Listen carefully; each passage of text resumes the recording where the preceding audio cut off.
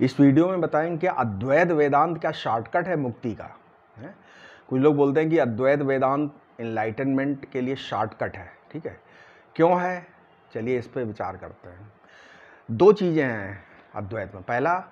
पहला है क्या, इट इज़ एफर्टलेसली है। ठीक है, सहजता से हो जाएगा, सरलता से।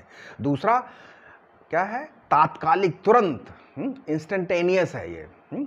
अच्छा, हम सभी लोग वेद शास्त्र में सुनते आए हैं कि मुक्ति, मोक्ष, इनलाइटन बहुत कठिन, बड़ी मुश्किल से मिलता है। इसमें एक सीक्रेट है, एक फार्मूला है। कोई अनुभव इसलिए होता है कि उसके पीछे एक चैतन्य सत्ता हमेशा रहती है। दिस इज द की, ये पकड़ो यहाँ पे।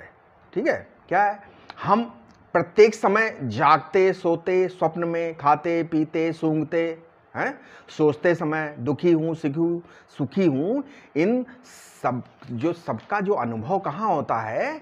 हमारी चेतना में, कॉन्शियसनेस में होता है। ठीक है, समझ में आया कि नहीं समझ में आया? इतना सारे अनुभव चेतना में, और चेतना इनके पीछे पर्दे का भी काम करती है। ठीक है, तो जो अनुभव हैं वो बदलते रहते हैं। ठीक है, लेकिन जो कॉन्शियसनेस है, जिसको कि संस्कृत में संवित बोल सकते हैं, आत्मा बोल सकते हैं, नहीं बदलती, वही सबको प्रकाशित करके व्यक्त करती है।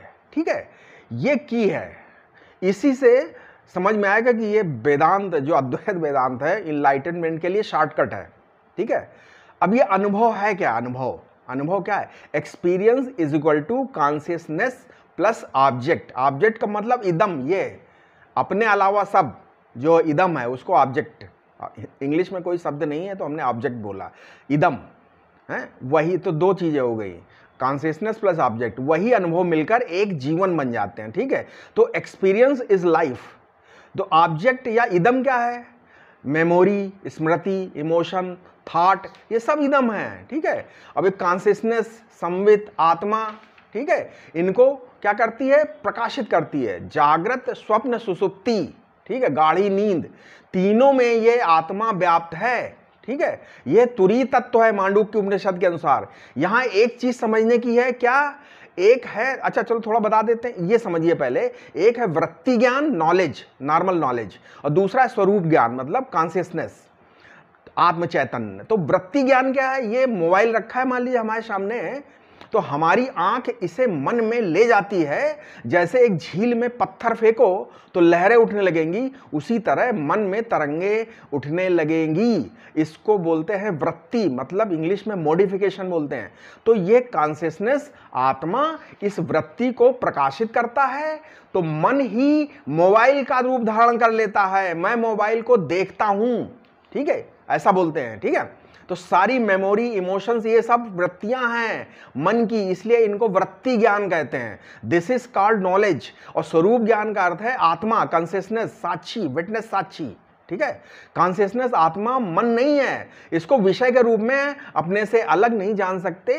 इसको जानने का तरीका योग में पतंजलि ने बताया है कि मन को पूर्णतया शांत कर दो, तब निर्विकल्प समाधि लगेगी, विवेक ख्याति होगी, तब कहीं जाकर यह अनुभव होगा कि यू आर द कॉन्शियसनेस। ठीक है, साक्षी आत्मा हो। लेकिन वेदांत की प्रणाली में, विचार प्रणाली में, अज्ञान को ठीक करना, बुद्धि में परिवर्तन करना है। ठीक है, ठीक है, बस इतना सरल तरीका है। ठीक है, एफर्टलेस है कि नहीं? क्या है? इतना बहुत, बुद्धि में खाली परिवर्तन करना है, विचार में परिवर्तन करना है, बस इतना सरल तरीका है। तो क्या हो गया? एफर्टलेस हो गया कि नहीं हो गया? जैसे उदाहरण तौर समझते हैं, पानी में तरंग है, इस तरंग को पानी समझने में कितना प्रयत्न, क्या प्रयत्न किया आपने? केवल समझा कि तरंग कुछ नहीं, पानी है, ये तो समझा, तो कुछ नहीं, बुद्धि से समझ लिया, अनुभव कर लिया। कितना समय लगा इसको समझने में? तो क्या हो गया? इंस्टैंटेनियसली, मतलब तत्काल, तुरंत हो गया। जैसे आप शीशे में, मिरर में प्रतिबिंब देखते हैं, तो वो मिरर या शीशा सभी प्रतिबिंबों या जो रिफ्लेक्शन में व्याप्त है। ठीक है, तो जो भी कुछ तुम शीशे में देखते हो, वो शीशा व्याप्त है उसमें। उसी प्रकार ये जो कॉन्शियसनेस है, प्योर आत्मा, हमारे अपने सारे अनुभव में व्याप्त है। और आप खुद ही कॉन्शियसनेस आत्मा है। You are the witness consciousness. सारा वृत्ति ज्ञान इस स्वरूप ज्ञान के ऊपर परछाई प्रतिबिंबित होता है। तो स्वरूप ज्ञान सत्य है और वृत्ति ज्ञान मिथ्या है। आपके खुद के अलावा दूसरे का अस्तित्व तो नहीं है, केवल आत्मा ही है। जैसे समुद्र में तरंग, तरंग का अस्तित्व तो क्या है, पानी से अलग नहीं है। तरंग का नाम रूप हटा दो तो पानी ही है। यहां पर एक बात सूक्ष्म समझनी पड़ेगी। जैसे अंधेरे कमरे में मान लीजिए लाइट आप स्विच ऑन करते हैं, लाइट रोशनी कमरे में फैल जाती है। यहां रोशनी या लाइट अलग है और कमरा एक अलग वस्तु है, ऐसा वेदांत में नहीं है। ठीक है, यह सांख्य दर्शन में है। वेदांत कहता है केवल आत्मा है, कॉन्शियसनेस है। यद्यपि सारा संसार दिखाई पड़ रहा है लेकिन बाधित होकर दिखता है। It is completely collapsed in consciousness. समझ गए? इसके बाद संसार के सभी अनुभव होते रहेंगे, लेकिन अपने को जान लिया ये संसार नहीं, केवल क्या है, विटनेस कॉन्शियसनेस आत्मा है, वो मैं ही हूं। ठीक है, एक बार मेरी हेल ने स्वामी विवेकानंद जी से पूछा, आपने ये शिक्षा दी सब भगवान है, एवरीथिंग इज गॉड। तो स्वामी जी ने कहा, नहीं बहन, मैंने ये नहीं कहा, मैंने कहा कि केवल ईश्वर है और कुछ नहीं, मतलब only God is, all is not. ठीक है, ओम शांति शांति शांति।